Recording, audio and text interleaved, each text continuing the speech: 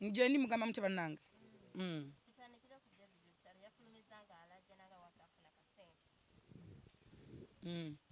okusookera ddala nja kusookera ddala okutegeeza bana Uganda ekigambo kya COVID-19. COVID-19 ali too much ate COVID-19 atera ddala abantu abamu baganya okwesigama ku kufumintiriza. Mbagamba nti okufumintiriza kye kimu okufumintiriza kye kimu ku kintu ky'osobola okwesigamako okusigala ng'oli mulamu. Abantu abasinga baganyi okwesigama ku kufumintiriza nti balowooza bulowooza ku ssente. Bolugamba nti ssente mmere naye teri mufa akola. Ssente zigenda tuuka kaseera zibeere nga tezikyatuyamba okusinziira bannaffe abatufaako ne bannaffe abatugendako. Era wano we wamu nja kuyimira nyongera okukubira omulanga Ministry of Health esobole okukwata abantu abalina influence kati nga walaba Jakasta nga walaba Bazatoto walaba ba Rwamiti Miles Rwamiti abantu ababeera ku mativi ag'enjawulo ne bafulufiga abalina influence mu bantu bakasa nikusaasira babebekulu babuchaman kuba kati lufuuse luyimba ate mujjukire nti bannayuganda mpulukutu za musala zigenda na muggo abafirika tutambulira ku migere nga pikipiki abantu tebawulira nze nabeeko abantu abaziikula omufu abagamba keesi nga bagisikambula balabe omufu nti oba mwali.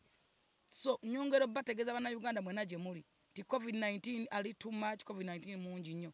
Tuziseeko ku bantu abawera mama Uganda tufuddeko wano abadde atambulira mu music industry abadde mukozi wa ku TV abadde akola ku TVM ate nga muntu wa music industry yazanyako mu Ebons abadde muntu waffe atufuddeko COVID-19 kyakusomeza kyamaanyi naye n'abantu abalala balwadde bangi nnyo basereebwa bagenda vayo ng'obujulizi. Nze omwe yali alwadde ku COVID manyi bwaluma manyi bwayisa abantu manyi bwanyigiza. N'olwekyo mbagamba nti mwesigame ku kufumintiriza teri mufa akola ne woba oyagala nnyo ssente zigenda kutuuka zikutame obeere nga tezikyakola value eri bulamu bwo kubanga COVID kirwadde kyajjanga nawookera kyajjanga kibambulira ekitamanyi nti kiwona kiti oba kiwonera wano oba kiwonera wano. So mwegendezi gye mutambulira mugoberere ebiragiro bya Ministry of Health mugoberere ebiragiro by'omukulembeze w'eggwanga. Abantu abamu babagamba temudda mu byalo mwasalawo okugenda mu byalo babagamba musigaye district mwe mwasalawo okusaliza bulwadde butwala mu byalo bazadde bamwe batandise okulwala bazadde bamwe batandise okufa.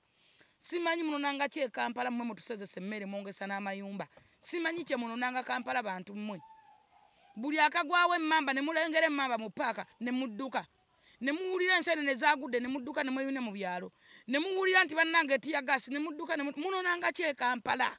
Mubeere mu byalo mukole tawunize wammwe tujja kujjanga tubasomesa tujja kujjanga tubayimbire ne mwagala e Kampala ne wamwe bisobola okubeerayo nga mukozeyo tawunize wammwe okusinga kujja kwefuutika ne mutusozesa amayumba ne mutusozesa emmere ne bongeza buli kintu because of you people nga tete musobola Kampala mugirekere bafulufiga mitima gyakaluba naffe tuli ku lwa kisa kya Katonda kati COVID kwesabira COVID kusabira nsi yaffe na kusabira ggwanga naye mukwate mukulembeza ggwanga bavudde nalagira president yavayo n'agamba bannange nakwata lockdown ne muyomba kyekituyamba kyokka kyokka okubanga ne bagamba togenda mu batonya mwenge ne mugenda mu mabbala bonye ewammwe omwenge ofa abantu mukola house party mulabe magi bamugamba twagala embaga muzayi nga yakogera embaga y'abantu babiri abantu bajjudde ku mbaga Rabadaba ng'ogamba nti bagenda kulaba ki babadde bagenda kulaba binnyo